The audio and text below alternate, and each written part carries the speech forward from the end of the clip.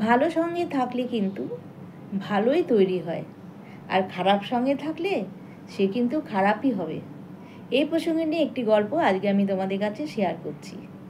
আজকে আমার চ্যানেলে যারা নতুন আছো এবং নতুন যারা আমার গল্প শুনছো, গল্পটি শোনার পরে প্লিজ একটি সাবস্ক্রাইব করতে ভুলবে না যেন, এবং লাইক দিয়ে আমার পাশে থেকো। এক জঙ্গলে একটি বড় গাছের ডালে বাস করত দুটো কাকাতুয়া। তারা ছিল যমজ ভাই।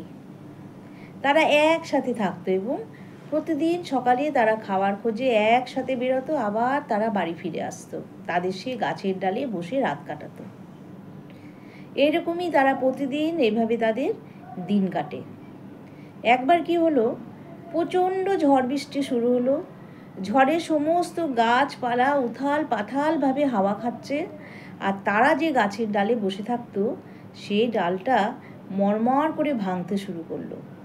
এই দেখে তারা এক ভাই বলল এক ভাইকে, ভাই চল আমরা এখান থেকে উড়ে যাই, এই গাছের ডাল যদি ভেঙে পড়ে তাহলে তো আমরা মারা যাব, ভাই চল আমরা এখান থেকে উড়ে যাই।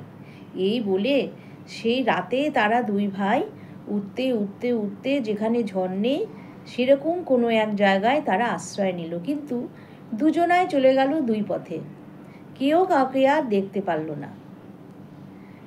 এরকম উঠতে উঠতে ছোটো ভাই চলে গেল এক বস্তিতে। সেখানে প্রচুর গাছপালা জঙ্গল, সেইখানে এক গাছের ডালে সেই ছোটো ভাই আশ্রয় নিল। আর বড় ভাই সে উঠতে উঠতে চলে গেল এক আশ্রমে। সেইখানেও এক বড় গাছ আছে, সেই গাছের ডালে সেই বড় ভাই আশ্রয় নিল। তাহলে তখন থেকে বড় ভাই থাকলো সেই আশ্রমের ডালে, গাছের ডালে, আর ছোট ভাই চোরের বস্তিতে এক বড় গাছের ডালে সেখানে থাকতে লাগলো। কিন্তু দুজন দুজনার সাথে আর তাদের দেখা হলো না। দুজনার মন কিন্তু ভীষণ খারাপ লাগে দুজনের জন্যে, কিন্তু কিভাবে দেখা হবে তাই তারা চিন্তা করে। তাই মনের দুঃখে রাতের বেলায় যখন তারা যে যার বাসায় বসে, তাদের চোখ দিয়ে কিন্তু টপ টপ করে জল পড়ে। তো একবার কি হলো, এক রাজা ঘোড়ায় চেপে যাচ্ছিল ওই দিক দিয়ে, আস্তে আস্তে সে বস্তির মাঝখান দিয়ে সে যাচ্ছিল। যেতে যেতে সেই রাজা একদম ক্লান্ত পরিশ্রান্ত হয়ে পড়েন। তিনি তখন ভাবলেন যে এই গাছটা বেশ বড় আছে, এই গাছের তলায় আমি একটু বিশ্রাম নিয়ে, বলে তিনি ঘোড়াটাকে সেই গাছের ডালে বেঁধে গাছের তলায় একটু বিশ্রাম নিচ্ছেন। নিতে নিতে তিনি কখন যেন ঘুমিয়ে পড়েছেন। এমন সময় সেই যে কাকাতুয়াটা যেটা চোরের বস্তিতে ছিল, সে চিৎকার করে ডাকছে, এই যে চোরেরা, এই যে চোরেরা, তোমরা তাড়াতাড়ি এসো, দেখো দেখো এখানে রাজামশাই বিশ্রাম নিচ্ছে, তার গায়ে প্রচুর গয়না বাছে, সে গয়নাগুলো তোমরা চুরি করে নিয়ে যাও, তিনি তো রাজামশাই, সমস্ত দামি দামি গয়না তোমরা তার কাছ থেকে নিয়ে তাকে মেরে ফেলো। এরকম চিৎকার করে টিয়া পাখিটা বলছে। হঠাৎ করে রাজার কানে গেল যে একটা মানুষের মতো গলা আওয়াজ, কিন্তু খুব মিষ্টি আওয়াজ, কোথার থেকে আসছে, আর চোরকেই বা কেন ডাকছে সে। তখন গাছের ওপরে তাকালো, তাকিয়ে দেখলো একটা কাকাতুয়া ওইভাবে সে চিৎকার করে চোরদের ডাকছে। এই কথা শুনে সেই রাজা কি করলো, তড়িঘড়ি করে ঘোড়াটাকে খুলে ঘোড়ার পিঠে চড়ে সেখান থেকে পালিয়ে গেল। আবার যাচ্ছে, যেতে যেতে যেতে দেখে গভীর জঙ্গলের মধ্যে একটা সুন্দর আশ্রম। সেখানে তিনি ভাবছেন যে এখানে একটু যাই, গিয়ে একটু আশ্রয় নিই। ওখানে যাওয়ার সাথে সাথে গাছের ডাল থেকে আবার যেন এক কাকাতুয়া বলে উঠছে, রাজামশাই রাজামশাই, আসুন আসুন, আপনাকে দেখেই মনে হচ্ছে আপনি ভীষণ ক্লান্ত, ভীষণ পরিশ্রান্ত, আপনি চলে আসুন, আপনি আমাদের এই আশ্রমে ঢুকুন, সেখানে আপনি বিশ্রাম করুন, আর আশ্রমে খাওয়া দাওয়া করে এখানেই থেকে যান রাতটা।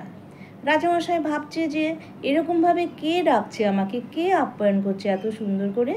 তখন ধারে কাছে কাউকে দেখছেও না। তখন রাজামশাই সে গাছের ডালে ওপরের দিকে তাকিয়ে দেখলো যে একটা ঠিক ওই রকম একটা কাকাতুয়া দেখতে, ও কিন্তু এভাবে বলে যাচ্ছে, রাজামশাই তো অবাক হয়ে গেলেন, বলল সেই কাকাতুয়াটা ওখানে এরকমভাবে আমাকে বলল আর এখানে এত ভালো কথা বলছে, ব্যাপারটা কি?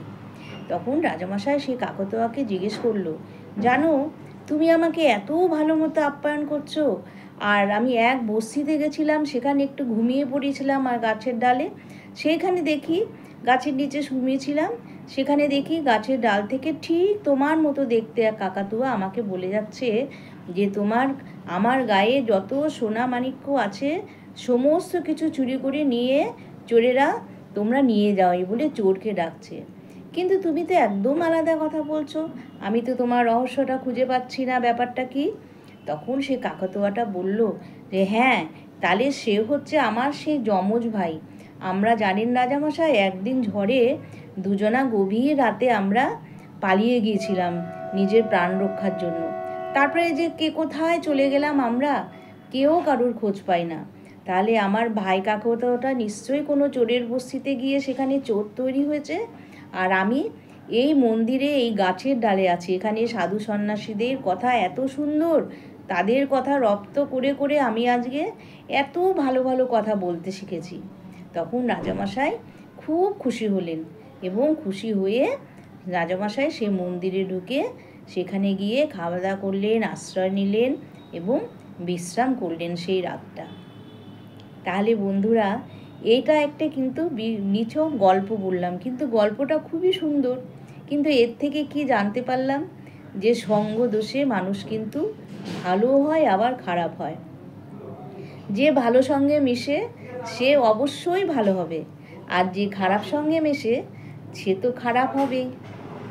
তাহলে বন্ধুরা, আমার গল্পটা কেমন লাগলো তোমরা অবশ্যই কমেন্ট বক্সে জানাবে, এবং খুব বেশি বেশি করে শেয়ার করে দেবে, যাতে করে যারা এখনও ভালো মানুষ আছে এবং কোনো বিপদে পড়েছে, হয়তো তারা দিক বিদিক না পেয়ে কোনো বাজে কাজে যোগ দিয়েছে, সেভাবে ইনকাম করছে, এই দিকগুলো যেন তাদের মধ্যে না আসে। হাজার কষ্ট হোক, তারা যেন একটা ভালো সঙ্গেই মেশে। তাহলে বন্ধুরা, আজকে আমি আসি, আবার কালকে আসবে একটা নতুন গল্প নিয়ে। টাটা।